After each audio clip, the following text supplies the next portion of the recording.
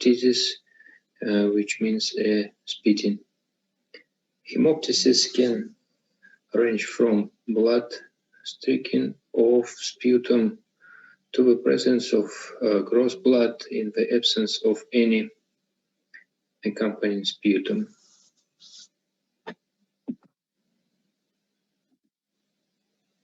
Only 5% of hemoptysis is massive, but mortality is more than 18%. Epidemiology of the hemoptysis.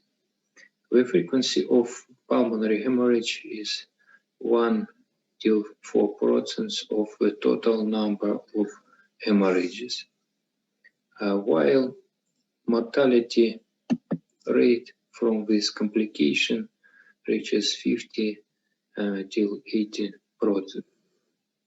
Fatal outcomes in pulmonary hemorrhage, even with a small volume, are mainly due to asphyxiation rather than blood loss.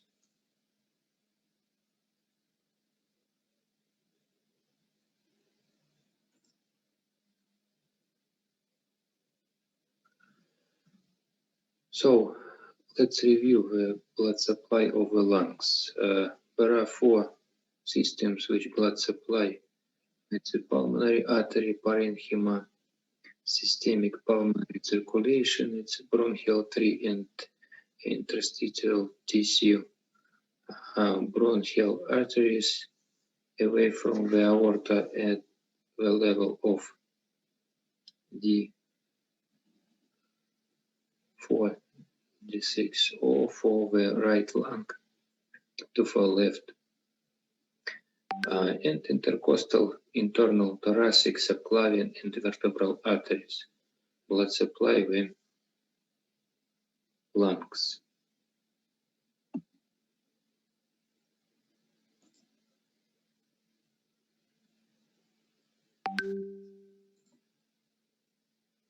Anatomy and physiology of hemoptysis. Hemoptysis can arise from anywhere in the respiratory tract, from the glottis to the alveolus. Most commonly, bleeding arises from the bronchi or medium-sized airways, but through the elevation of the intra-respiratory tree is often necessary.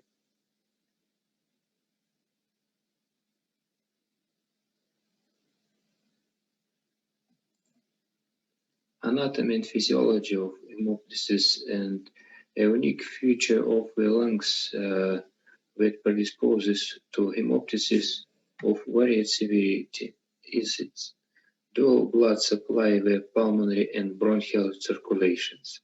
The former is a low pressure system that is essential to gas exchange at the alveolar level. In contrast, the bronchial arteries originate from the aorta and are under systemic pressure. The bronchial arteries supply the airways and have the ability to neovascularize tumors, delayed airways of bronchiectasis, and cavitilescence. Most hemoptysis is due to vessels in the bronchial circulation and is therefore under systemic pressure, making it more challenging to arrest the bleeding. Classification, and now we use the modern classification depending of intensity of the following degrees are distinguished. First degree, it's a hemoptysis.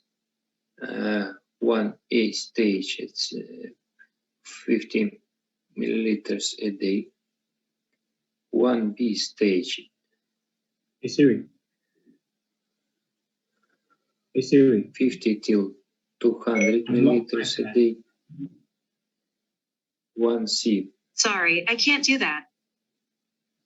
200 till 500 milliliters a day.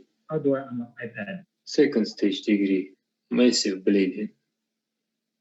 2A stage, it's a 30 till 200 milliliters per hour. 2B stage, it's a 200 till 500 milliliters per hour. Third stage of degree, it's a profuse bleeding. 3A stage, it's a 100 milliliters or more simultaneously. And 3B stage, it's an acute obturate of the tracheobronchial tree and asphyxia.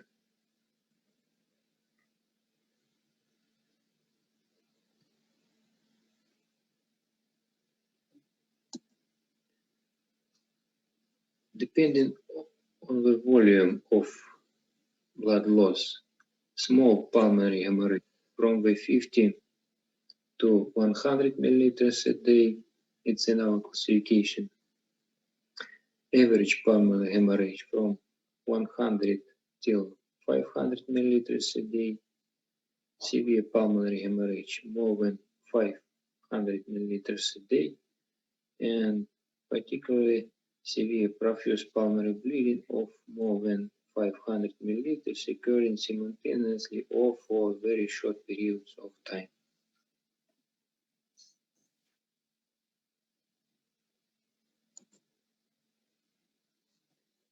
Bleeding is difficult to quantify clinically. Patients may find it difficult to discern whether they are throwing up, coughing, or spitting out bloody material. The amount of blood loss usually is estimated by patients and physicians, but an attempt to determine the volume and rate of blood loss should be made. Methods of determination include observing as the patient's cough and the use of the aggregated container. Blood-streaked sputum deserves the same diagnostic consideration as a blood alone. When the cold comes, the blood starts. So, causes of hemoptysis. Tracheobronchial cause. It's a bronchitis, acute and chronic. Bronchiectasis. Foreign bodies. Tumor. Bronchial carcinoma, trachea, laryngeal tumors. Bronchial telangiectasis. Cardiovascular causes. Left ventricular failure. Mitral stenosis. Aortic aneurysm.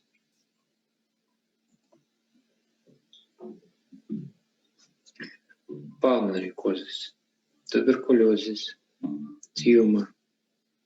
Pneumonia. Infarction of lungs. Trauma of lungs. Vasculitis and collagen disorders. Cystic fibrosis. Alveolar hemorrhage. Arteriovenous malformations. Other causes. It's a blood disease. Anticoagulant therapy. If not controlled with anticoagulants, it can lead to the bleeding.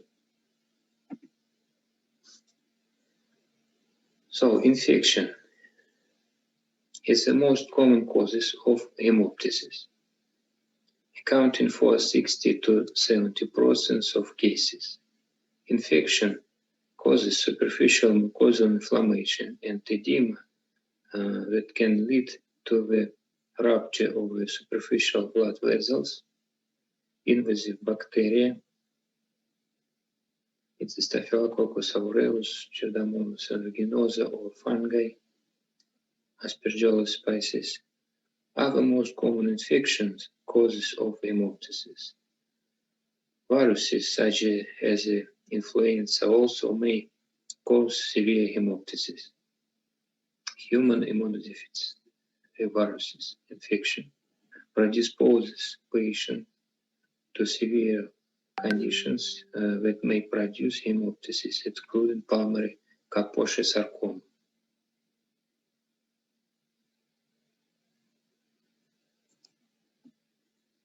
Cancer.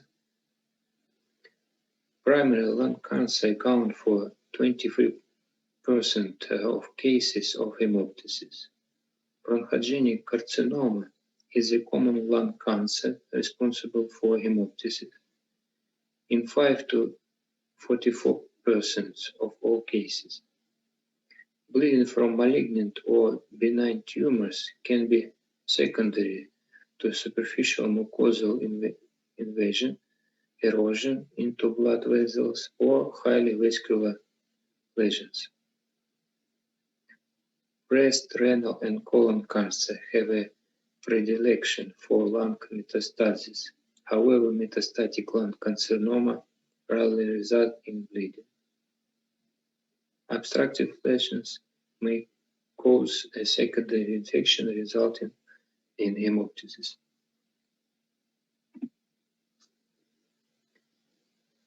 Causes of hemoptysis we continue to speak about, and pulmonary venous hypertension.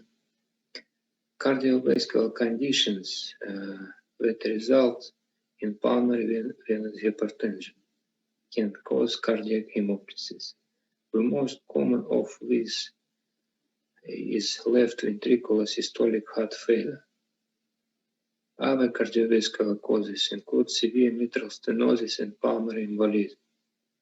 Although hemoptysis is a recognized pulmonary embolism symptom, pulmonary